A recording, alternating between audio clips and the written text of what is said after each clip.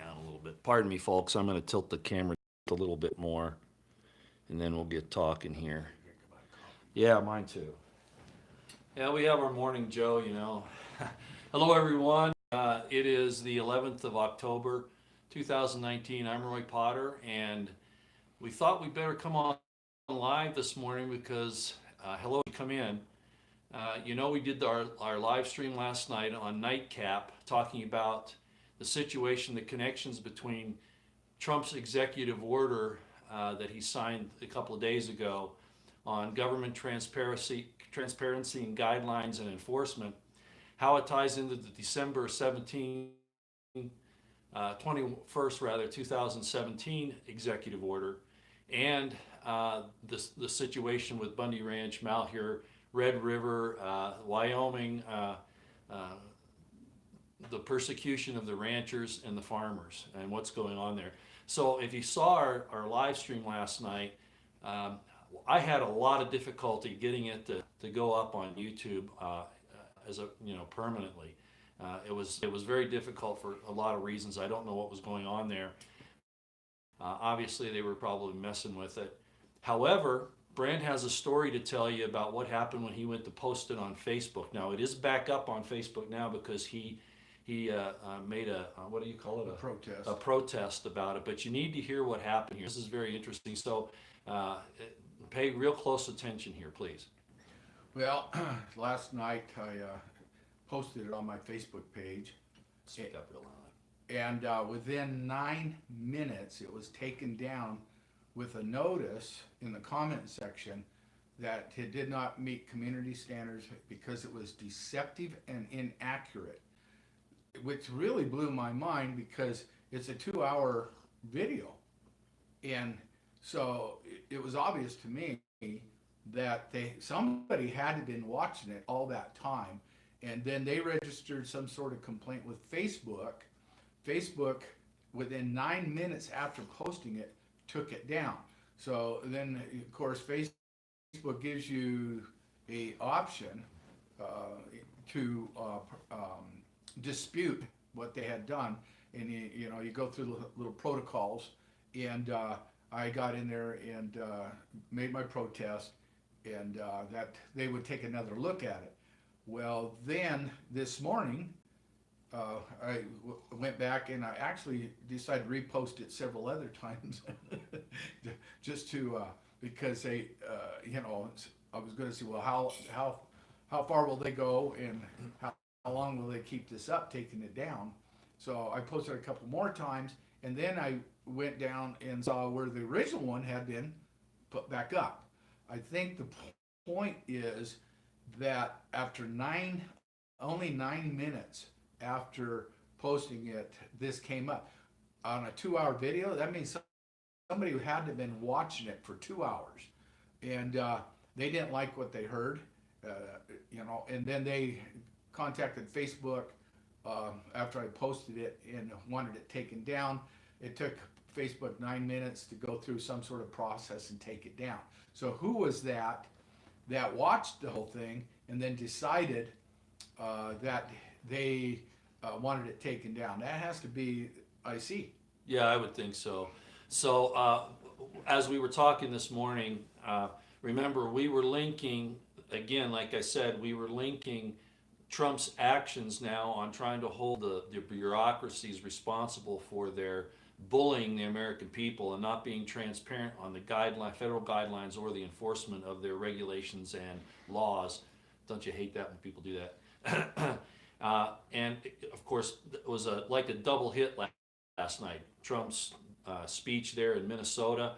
Boy, he really attacked it, and rightly so. I loved it. I loved every minute of it. It's time to start calling this thing out the way it is, because we have to just be honest and upfront. So I was really happy to see what Trump did there. But that was kind of like a double hit on them last night. Not that we're that big, but they must realize that, and I imagine some other people, if they addressed this issue yesterday, were probably also censored, I would think, on Facebook. So it was a double whammy, talking about the Bundy Ranch, the Malheur, the Wyoming thing, the whole problem with the EPA and the BLM, combined with Trump's EO yesterday, and his actual moving forward with it. So I think that's the reason why they were concerned, because every time Trump makes a move, they got to do a counter move, and I'm not going to spend time this morning explaining all that. I think you all know what I mean. And we're not going to stay long here. We just wanted to tell you that this occurred. And they must have a lot of people or something monitoring this, or a algorithm that they're using for anything like that, because they reacted very quickly to that. Yeah. That's what, like Roy says. I don't consider us really a big people. Maybe we're on that list that Dan Bongino or Dan Bongino put out a list yesterday. It was primarily journalists that were covering their Ukraine story. Apparently, the State Department made a complaint that there were some type of censorship of journalists covering the Ukraine story on the Trump side of things. And I've covered the Ukraine yeah, you've been thing. covering it. So at any rate, apparently that list is, I don't know how big it is, but that came out yesterday on Dan Bongino's episode 1084. Yeah. 1085. 1085, sorry. And we're going to look at it here just as soon as we shut down, because I did not see that yesterday. So at any rate, this is going on. This is the war, and you hear about the information war. This is what happens before things go hot. So as I've said, there's already been some violence on the part of the two sides of the government, and it's pretty obvious that that's happened. And certainly their proxies like Antifa and MK Ultra individuals, like the two shooters there that we've had in Dallas and Dayton, Ohio.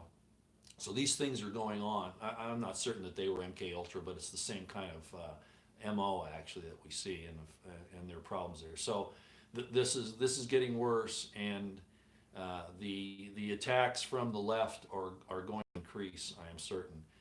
This is very similar, if you look at it, to the Bolshevik Revolution in Russia in 1917 and the lead up to that, to the Soviet Union, and very similar. The government hasn't taken over this yet. But I do believe that the FBI, it was certainly capable of turning totally tyrannical and leftist. I do believe that they are acting as the state secret police, and doing things that are way outside of their purview, and certainly against the Constitution. And a lot of the other agencies are too. So I expect this thing to get worse before it gets better. Any final words? Yeah, well, you and I have talked quite a bit how far advanced and the deep state is compared to the rest of us. Yeah. And I had a thought that people that are very effective in reaching out and touching other people, spreading the truth, spreading information, which I believe you are very effective. And let's say they put together an algorithm for those type of people, and so when you put something out, it immediately pops up to their attention, and then no doubt, and they try to squash it. Okay, no doubt.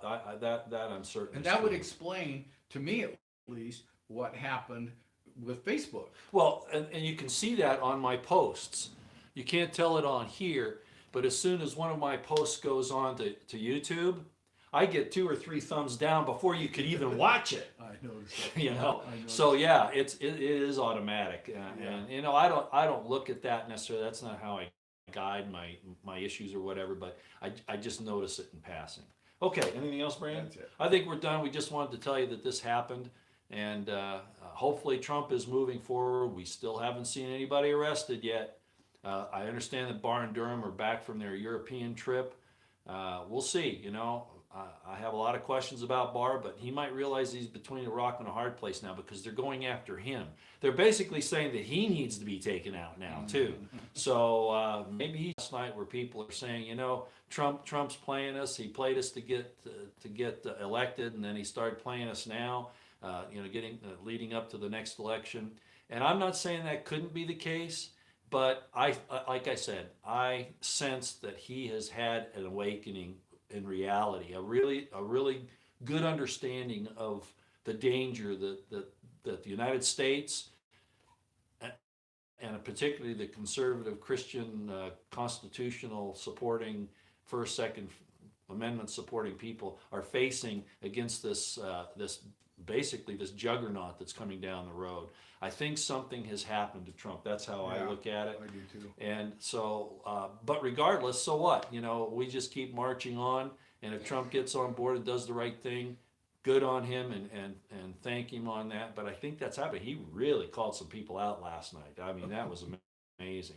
So thanks for coming. What's for breakfast? We're going out to breakfast. So, Brand, a long time ago, you don't trust Roy's cooking. You know, I gave food poisoning to one of my daughters, so I'm very careful about that. Thanks everybody for coming. We're gonna go now. I hope you have a great day. Yeah, I know Barr is connected to Epstein. I was upset about the whole Epstein thing. That was irresponsible on Barr and Trump's part to put him where they did. No, like I said, there are a lot of problems, and I know that.